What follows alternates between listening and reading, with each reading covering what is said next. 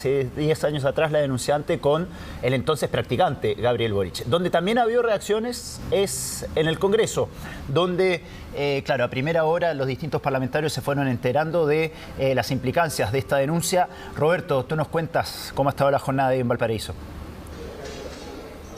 Gusto saludarlos, muy buenas tardes. Ha sido bastante frenética esta mañana acá en el Congreso Nacional por lo que se está viendo tanto en la sala de la Cámara de Diputadas y Diputados como también en comisiones del Senado, pero obviamente este tema de Gabriel Boric, el presidente de la República, ha causado bastante controversia en sus reacciones. Por un lado, desde la oposición comentan que al menos es bastante extraño lo que se ha comentado en relación a que esto ya se sabía desde hace un par de semanas atrás y que no descartan ellos, tienen una hipótesis de que incluso se podría haber negociado por parte del presidente de la República con Manuel Monsalve su salida, que fue demorosa según lo que comentan acá los parlamentarios, y que eso también podría haber afectado en el caso. Bueno, eso no se sabe, desde el oficialismo dicen que este tipo de hipótesis incluso rondan en un aprovechamiento político y que no se debería hablar de aquello hasta que la justicia estime conveniente y determine entonces las causas y obviamente también lo que respecta a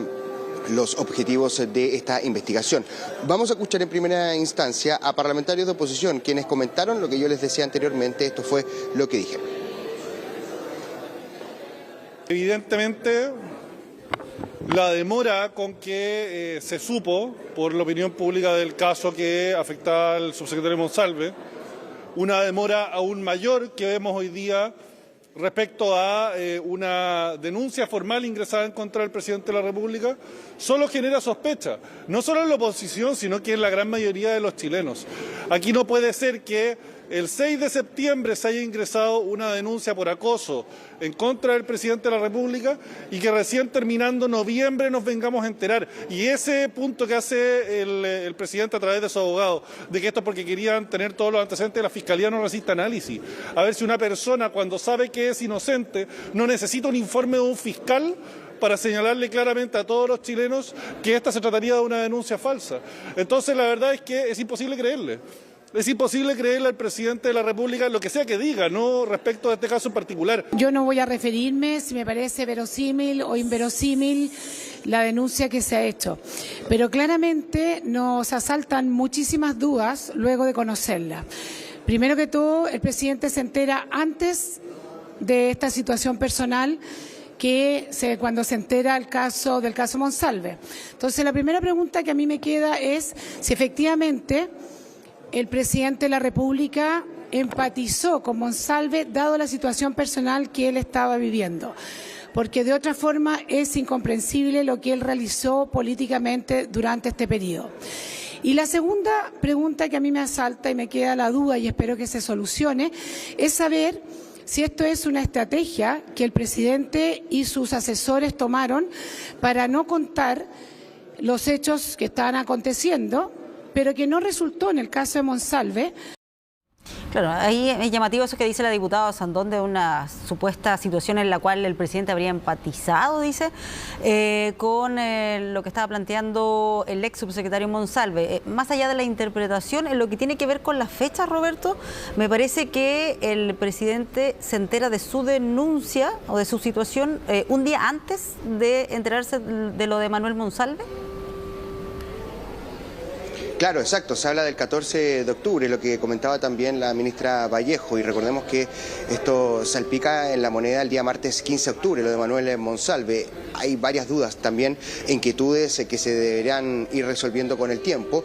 También lo decía y escuchábamos anteriormente al fiscal nacional Ángel Valencia, que estuvo acá en el Congreso Nacional durante esta mañana y acá fue donde conversó con los medios de comunicación de que aún no se confirma todavía quién va a llevar a cabo esta investigación por parte de la Fiscalía. De todas maneras, se espera que se puedan ir clarificando. De hecho, yo les recuerdo que actualmente está la comisión investigadora por la situación, el caso de Manuel Monsalve, y buscando, en este caso, posibles responsables políticos. Eso también se va a tener que seguir visualizando, debatiendo e investigando durante las próximas semanas, pero en cierto modo lo que tú decías también, Pati, anteriormente, y lo comentaba la diputada Sandón, es el sentir de gran parte de los parlamentarios de oposición, que dicen que al menos es extraño que se haya sabido de esta situación por parte del presidente de la República y justo también se hayan enterado de lo de Manuel Monsalve, y dicen que pudo haber empatizado, pudo haber negociado, se han utilizado diversos conceptos por parte de la oposición durante esta jornada. Vamos a escuchar también declaraciones del oficialismo que defienden al presidente de la República y también salen a responder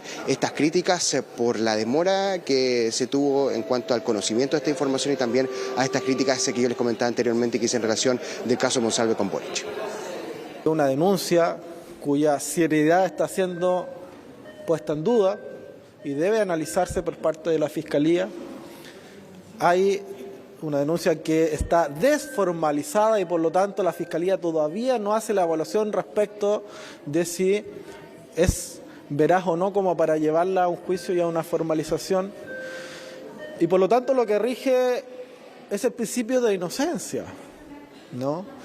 Lo que ha dicho el presidente y su defensa, su abogado, es que él más bien fue víctima de un acoso, no victimario.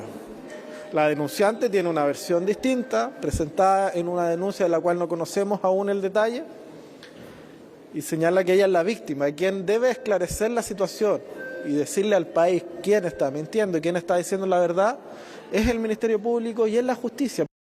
Creo que todavía eso está en desarrollo y me parece que son denuncias que hay que tomárselas muy en serio. Hacer juicios anticipados con tan poco antecedente y que además debo decir, dicho sea de paso, que me parece pésimo que hoy día tengamos que conocer además antecedentes detallados de algunos contenidos que son de alto calibre y que además exponen a una, en este caso denunciante, que yo creo que merece respeto. Lo mismo en el caso del tratamiento de la denuncia hacia el ex subsecretario Monsalve. Creo que a veces es innecesario tanta exposición para entender la gravedad de los hechos, ¿no? O la intensidad de la denuncia. Entonces creo que hay que ver cada cosa en su mérito. Entiendo que el comité político estaba enterado de esto hace bastante tiempo, en septiembre, y por lo tanto hay ahí un análisis de cómo tratar este tema. Ahí tenemos entonces la palabra de los parlamentarios oficialistas respecto a esta situación. Comentarles que la ministra del Interior, Carolina Toá, se encuentra acá en el Congreso, en el edificio del Congreso Nacional. Están en estos momentos votando la ley de migraciones en la sala de la Cámara de Diputadas y Diputados, y también van a estar votando lo que respecta a la extensión del estado de excepción en la Araucanía y en el Biobío. Así que vamos a estar muy atentos a ver si es que ya emite declaraciones respecto a esta situación y esta denuncia con los antecedentes conocidos por parte del presidente de la República, Gabriel Boric. Bien, Roberto, muchas gracias por la información desde el Congreso y queremos aportar un dato no menor para contextualizar de qué se trata todo esto. Esto es una información que apareció hace muy poquito en el diario The Clinic. Presten atención al siguiente titular. Denunciante de Boric tiene libertad vigilada intensiva por robo con intimidación hace un mes y atravesó 3 procesos judiciales durante este año. La persona que denunció al mandatario es la misma que registra al menos 4 procesos judiciales en los últimos 3 años. El más reciente de ellos... esto es nuestra fuente de Clinic, quien acaba de publicar esto. El más reciente de ellos es el más grave y se trata de un robo con intimidación perpetrado en una estación de servicio en Villa Alemana. Los hechos ocurrieron el pasado 9 de noviembre. Presten mucha atención a la fecha. 9 de noviembre, la denuncia fue estampada contra el presidente el 6 de septiembre, 2 meses después de que se estampara esta denuncia contra el presidente. Esto ocurrió en una estación Copec de camino Troncal, en Villa Alemana. Según la documentación del caso, la mujer sacó un cuchillo. Este es el relato textual de la denuncia. Sacó un cuchillo con el cual amenaza a los dependientes del local y sustrae dinero de la caja registradora y especies, siendo siempre filmada por cámaras de seguridad, lo que permitió a Carabineros la detención en su mismo domicilio. Y por este hecho la mujer fue condenada a la pena de 3 años y 1 día, que fue sustituida por libertad vigilada intensiva.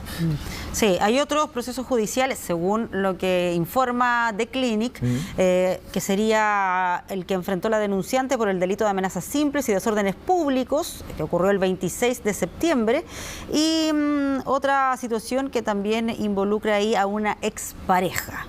parte de los antecedentes que se van conociendo a esta hora, aunque de todas maneras esto es algo que está en desarrollo y donde se está desarrollando todavía este proceso en Madrid. Casos de violencia intrafamiliar donde ella sería la victimaria, no la denunciada, ojo. Bueno, vamos a estar atentos a ese